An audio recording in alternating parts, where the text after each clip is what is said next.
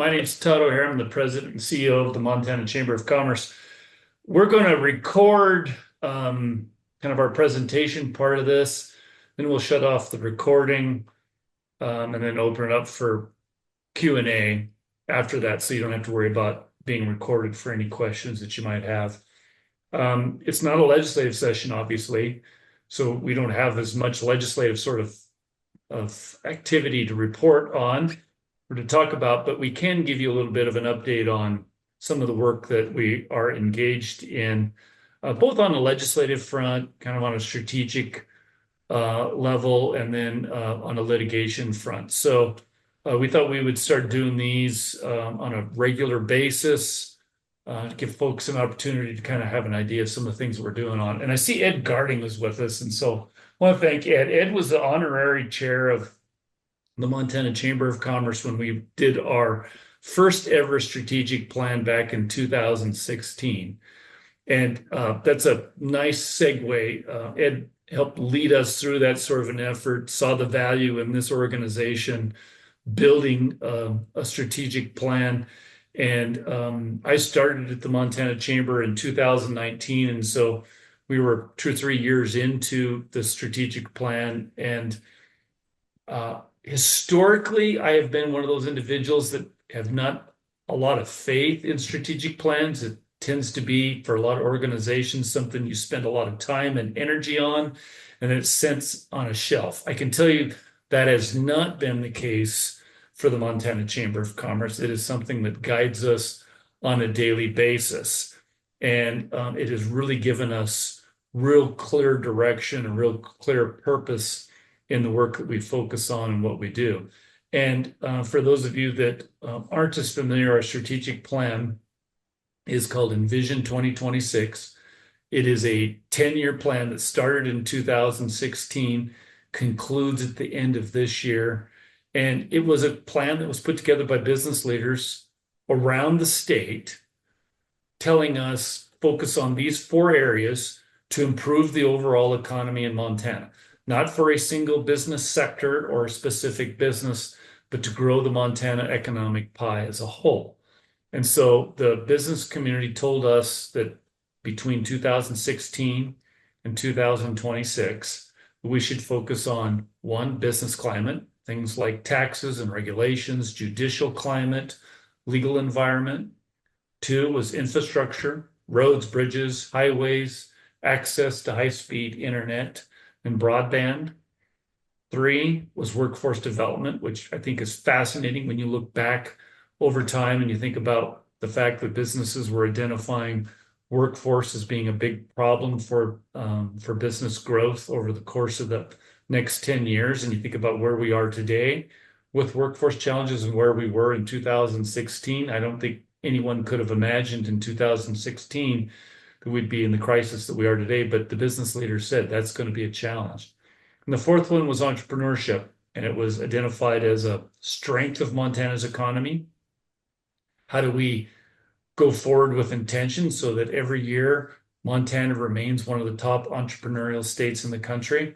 And that's because we know entrepreneurship and a strong entrepreneurial state not only creates wealth, but it also creates opportunities in both rural and urban Montana. So we're getting close to wrapping up our 10-year strategic plan. We've been working for about the last 1.5 to 2 years on what is going to guide us for the next 5 to 10 years. And I can tell you that we're focused probably on a 5-year strategic plan. Things change a lot. We're identifying some issues that we want to focus on that has been identified by the business community.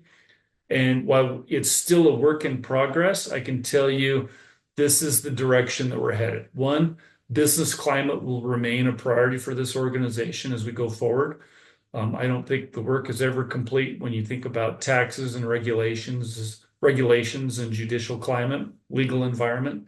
I don't think you can ever say that you've completely satisfied all of those challenges and opportunities that exist within business climate.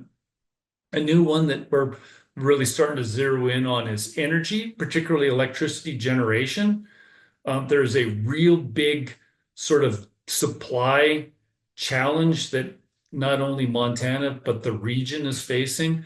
And if we don't do something to address this supply issue, it's going to be a major setback and a major challenge for business to overcome as far as affordable, reliable electricity. So we're really kind of zeroing in on this energy space for the next 5 years. The third one, which is a relatively new one as well, is technology and innovation. We're seeing a lot of opportunity in the technology space as is associated with like artificial intelligence and the fact that technology is creating some major breakthroughs. There's a real opportunity for Montana to have a place in that. It affects our day-to-day lives. There's also some threats with that, is that regulators and legislators have a tendency to want to stick their fingers in the regulatory pie. And so how do you balance putting appropriate guardrails on this rapidly evolving technology without stifling innovation? Workforce development clearly is going to remain. It remains a bigger problem today than it was 10 years ago. And so we're zeroing in on what sort of refinements we can do in the workforce development arena. And entrepreneurship is going to remain as well, because Montana continues to be one of the top entrepreneurial states in the country. And how do we maintain that sort of leadership role? I think it's been a significant component to the economic growth that we've seen over the last 10 years, particularly when you think around the technology growth that we've seen in the western part of the state. So that's a quick and dirty, if you will, on where we are with our strategic plan as we're looking ahead. Just the feedback that we've gotten from business leaders around the state to focus on those primary sort of areas. We're going to be focusing for the remainder of 2026 on identifying specific goals and metrics that we can measure our work over the next 5 years on, and we'll be looking to those businesses that have a lot to gain or lose in those specific sort of arenas. And so I wanted to take just a few minutes and give you an update on the fact that we are working on the next phase of our strategic plan. We're well down the road here. I'm feeling pretty confident about it. We have a board meeting in June where we hope to kind of take the next step in finalizing the direction that we're going on. And then again, we'll spend the rest of this year getting ready for the 2027 legislative session and looking at this next iteration of a strategic plan and how we can affect some of the things that are being identified under those pillars. And so right now, as it stands, we're probably looking at about 5 different pillars for our strategic plans to go forward. And so the reason this is all important is that in the 2027 legislative session, the Montana Chamber of Commerce had a 75% success rate. I would argue there's not another organization in the state that has had that kind of a success rate, particularly given the number of bills that we engaged in.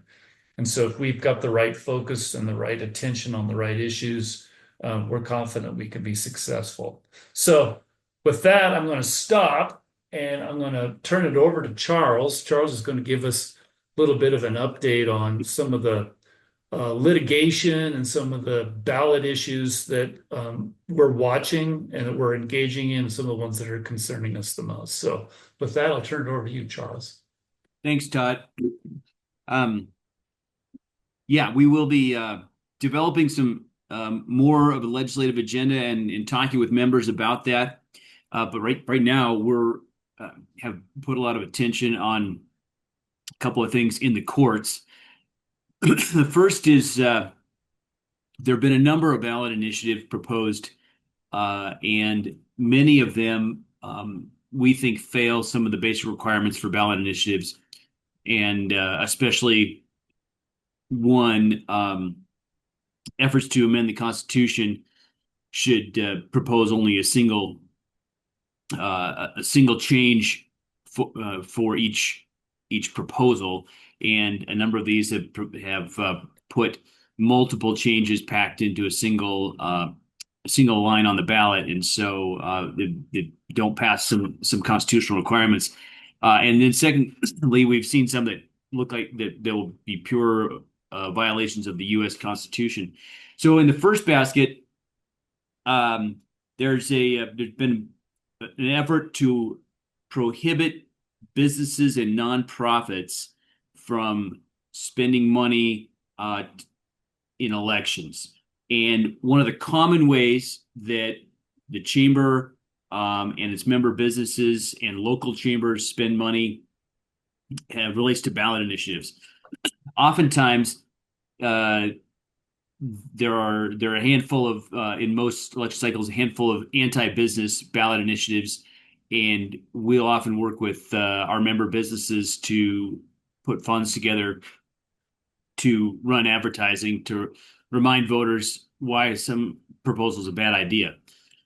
The flip side of it is that, and especially local chambers, will engage in again organize their members, put money together to run a campaign to encourage voters to pass uh, school bonds, school levies, public safety levies, a lot of local government investment. And it's really a campaign to encourage people to raise their own taxes. And so when those pass, it's usually because businesses invested money in persuading voters that it was a good idea.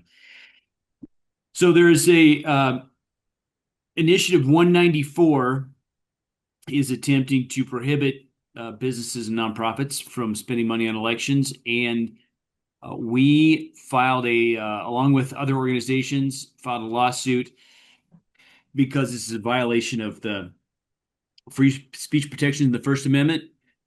The Supreme Court said that at this time, it's not going to look at the merits of our lawsuit.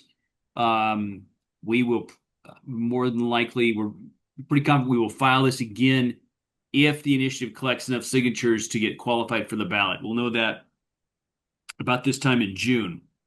So we're waiting to see what happens there and then looking to file again.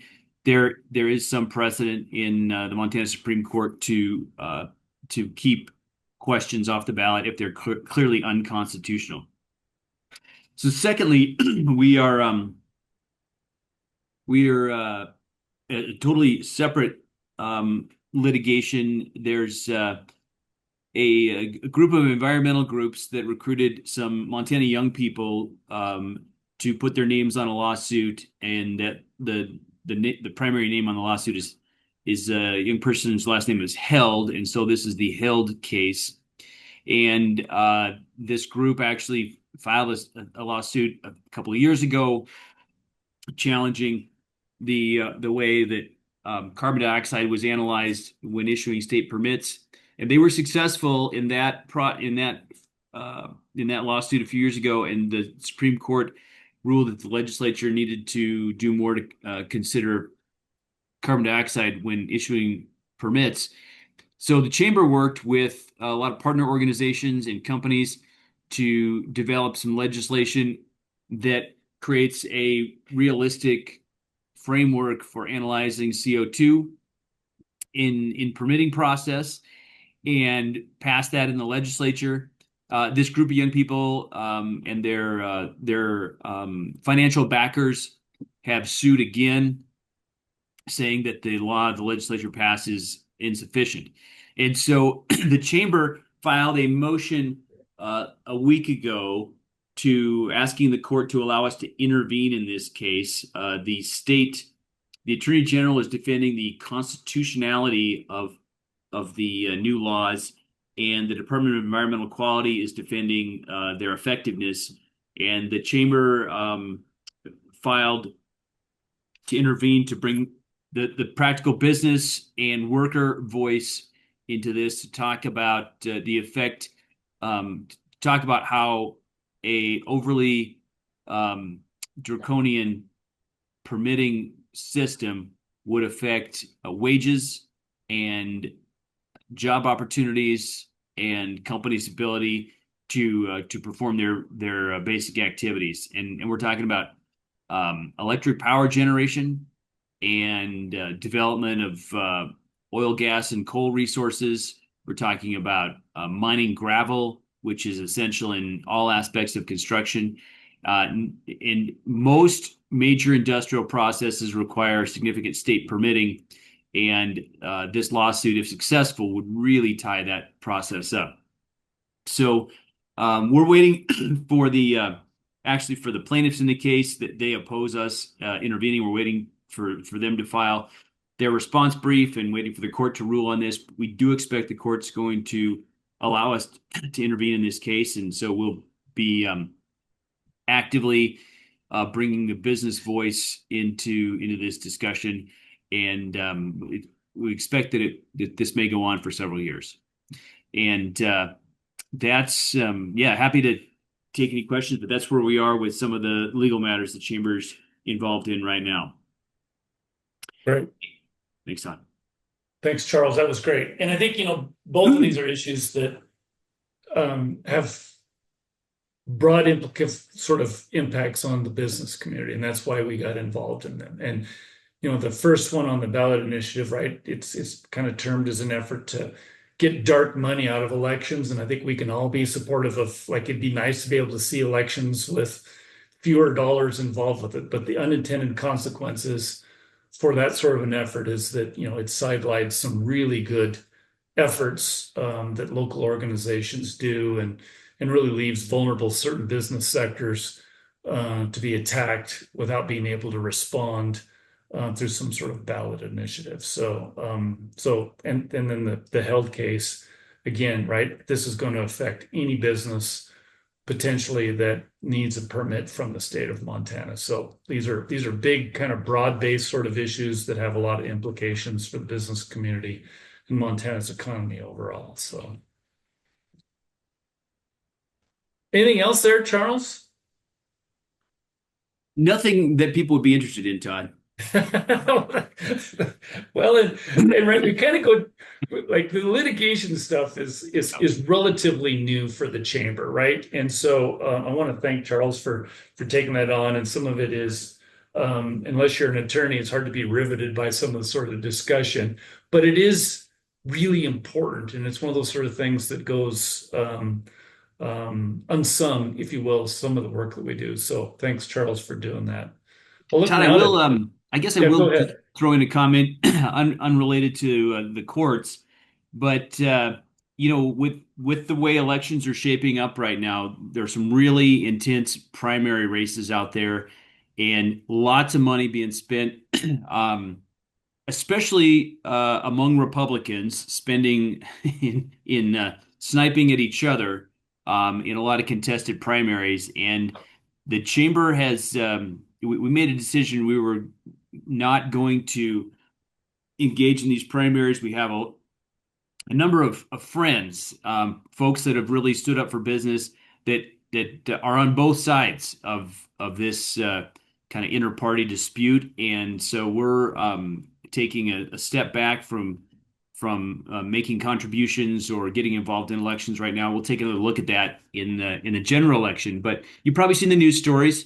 There's a lot of money being spent, and a lot of mud flying back and forth, and I think we're actually going to find a little bit of relief after this primary.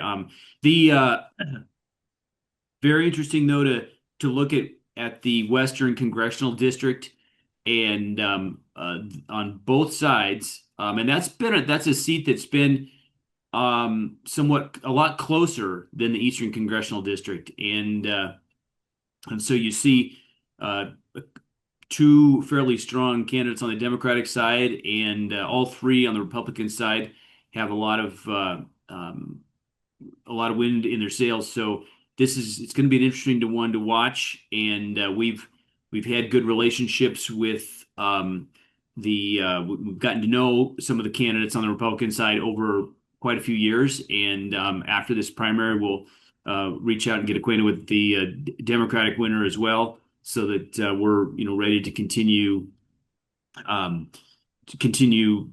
carrying the business message to whoever wins this congressional race. And there was a lot of excitement in the Senate race too. I think that's about a month and a half behind us, but it's shaping up to look a lot like Seth Bodnar from the University of Montana is putting together a really strong campaign, and Kurt Alme, who got in right at the last minute, but Kurt's putting together a strong campaign to as the only Republican candidate who filed in the primary, and then on the Democratic side of that primary, it's wide open and really hard to predict who's going to win that. So many candidates, and they're all running hard. None of them seems to have really come out and dominated the race yet. So that's we couldn't go much longer without giving a little commentary on the state of the elections. Great. Sheridan, get any thoughts on particularly on the workforce development, childcare sort of work that you're doing? Yeah. First, I want to say thanks to all of you who've joined us. This is a new thing outside of our weekly Capital Connection during session, and we really appreciate this time to engage with you and get some feedback. So if there's thoughts on the best way to communicate these things, I'm happy to discuss them. On the work I get to do in childcare policy, we fit that into the workforce development pillar of our strategic plan after the 2023 legislative session when we engaged on a subsidy bill there. And luckily, we get a lot of support from the United States Chamber of Commerce Foundation. They have a whole workforce and early childhood arm that has been very, very helpful in just kind of understanding the landscape for someone who didn't come from early care and education. And we've got some really strong partners in Montana. So with that, the Montana Chamber gets to serve as part of the Early Childhood and Business Advisory Council that the U.S. Chamber Foundation puts together. And so we'll be up in Kalispell for our Frontier States convening next week on that. And so it'll be fun to welcome folks from what they call the Frontier States that are in their program, similar to Montana, South Dakota, Alaska, Wyoming, Idaho, things like that. And so we're excited to welcome them to Kalispell. And with that, we got some grant funding yet again. So part of that council has got somebody from each state's kind of regulatory body. So ours comes from DPHHS, a nonprofit partner. So that one is 0 to 5 Montana, a local chamber, which is currently the Kalispell Chamber, and then the state chamber. And so with some grant money, we're pulling together an employer convening on June 11th in Kalispell for discussing how employers can help be part of the solution. Right now, in the interim, we're really working on just kind of coalition building. We had a bill last session that most bills involving childcare funding didn't go super well last session, as funding is always a fight in that building. But Lynn Wood is smiling about that, and but it was a really great time to get to know people. And so there's some work this interim happening through 0 to 5 Montana on child tax credit, a state child tax credit. And so we've been kind of adjacent to that. We'll see what that looks like going into the session. We tend to advocate for things that help employers be part of the solution. That's kind of our baseline on to make sure that folks can access and afford quality childcare and be able to work in our workforce and keep Montana moving. Outside of childcare on workforce readiness, I can't take any credit for it, but I do want to share the good work that our foundation is doing. They have the Virtual Prospects award ceremony tomorrow. So if you're curious at all about the Prospects competition, feel free to tune in at, I think, 11:30 tomorrow morning. And then next week, we've got a Cultivating Careers event that Todd can share more about if he wants. But those are helping kind of career awareness events happening next week. And things are moving really right along. We've got James and Tiana doing really great work and continuing to grow with the Montana Chamber Foundation. And I think that that's it. I get to work on taxes a little bit, but I won't bore you here. I'm happy to share what we're working on, but Taxes and litigation, right? It's all like potato as far as the fun factor is concerned. With that, let's stop the recording.